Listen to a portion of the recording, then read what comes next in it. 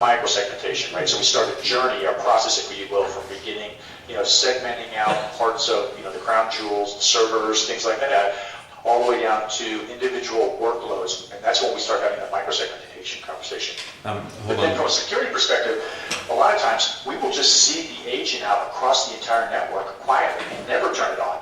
But in the case of, say, in Equifax, the minute that we determine that, or the company determines that they are under an attack or there's a perceived threat of attack, we can immediately turn on the entire suite with one switch, and now we enforce severe microsegmentation across the entire network. So your network is still talking, but the entire thing is hardened to a level that is incredibly hard to break.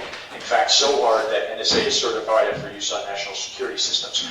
Once that happens, you can then selectively start to turn things off as you clear zones with your own internal, IR team. You bring an incident response team in, they come in and say, yes, this area is now clear. And then you turn off the encryption, you turn off the microsegmentation and roll that back, right? So what it does is it gives you the ability to kind of control and respond to the threats. Yeah. And you can't do that today with the current way we do things with hardware solutions and, some of these other, software solutions. Over. Yeah. Okay, all right, hold on. I think we've had a dead end. This is Deb. No, just another question. I'm sorry? I was asking you. Oh, I'm sorry. This is Deb who's the one that brought us. Yeah, you don't have to really elaborate. Just, a short answer would be sufficient. Does it actually change the policies within a network? Let's say AWS, right?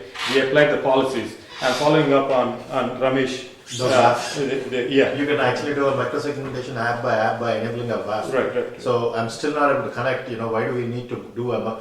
No, this one does the whole network, right? When you have your agent running. Yeah. So does it actually change the policies which are in place? Does it override the policies that we already have?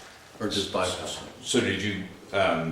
So on the SDN policy, this basically overwrites the policy? I'm confused now. Hmm? No, so again, in this world it becomes a big conversation, right? Once we understand what the network looks like and we understand what's talking to what, we may elect to keep those policies in place, and then we would then inherit those policies or inherit and then reinforce with some of our own. Because, for example, the agent that we deploy brings some very robust security policies with it. You may elect to use those, or you may elect to turn those off. It's your call. Or, we have a separate conversation, but yeah. Okay, so understand that part of the best practice, which he wasn't able to go through, which maybe we can address here in a second, is that this doesn't have to be an all or nothing thing. In fact, the way we deploy this is typically on a single use case, like segmenting a data center, segmenting it from a possible vendor that may be running your data center, something like that, and then expanding out. And so the part of the best practices, he didn't get to that. So I don't know how we can do this. Jack, while you're sending me a slide deck and everything else, can you send me your blog, ID, Twitter, that type of thing, so the folks can communicate with you in other ways other than participate in any community that you run, that type of thing. Would that be okay? Sure. And then if there's enough interest, we can either do it, but company by company. There's a couple companies in here that I would love to do that for, or maybe we can revisit it online with Jack if I can get some more of his time. Yeah. On not a weekend. We'll probably schedule a demo. Maybe they can do a WebEx. Yeah, absolutely. And Jack can do all kinds of magic on that, because we didn't even get into the visibility piece, which we call stealth aware. That's right. Yeah, and hibernation. Yeah, and then he touched on incident response policies. We've got consulting around that, and we have a colonel in special forces that ended up running what they call wargaming, cyber wargaming, for the Department of Defense. He did that. He tells me stories about the special forces invading. Anyway, he does wargaming for Unisys. and can design and help stress out your incident response program with either a 3-month or a desktop exercise. So there's stuff around this, and he touched on dynamic segmentation. There's a lot of different directions this can go. Maybe we start with best practices and maybe branch out from there. But tell Dev where your interest lies. Everyone give him feedback. I'm anxious to get your feedback too. I want to know how we've held your interest and whether we've added some value to your It's good, time actually. here. Definitely. Is that, Thank you is so it much. thumbs up? Okay. Yeah. And you got my card. You can always email me.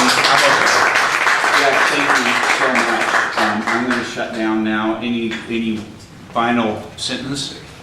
Thank No, you. man, just thanks for the opportunity to spend my Sunday talking with people. I'm a geek, so I always enjoy these conversations. All right. Thank you. All right. Take care, everyone. Thank you very much. Thank you, Have a good Jack, weekend, so sir. much. Enjoy the rest of your Sunday. Thank you. Thank you. Thanks, you too, guys. Take care.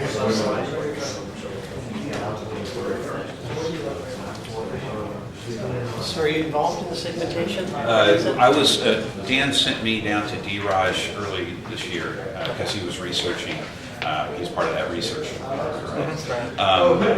We went through this whole thing, and then at the end, he says, look, we're going to go a different direction because we can't put agents on some of the systems. Well, we said, whoa, wait a minute. We need to talk again. So we talked again. Convinced them that we can segment anything, even without an agent. The thing is, they would automatically be a community of interest. Right, that's the only difference. So the micro segmentation becomes a little less micro, but it works beautifully. That's how we handle IoT. Like we got a customer, we're segmenting the gas pumps at things like that. So, I've been in the gas business for many years. yeah, good.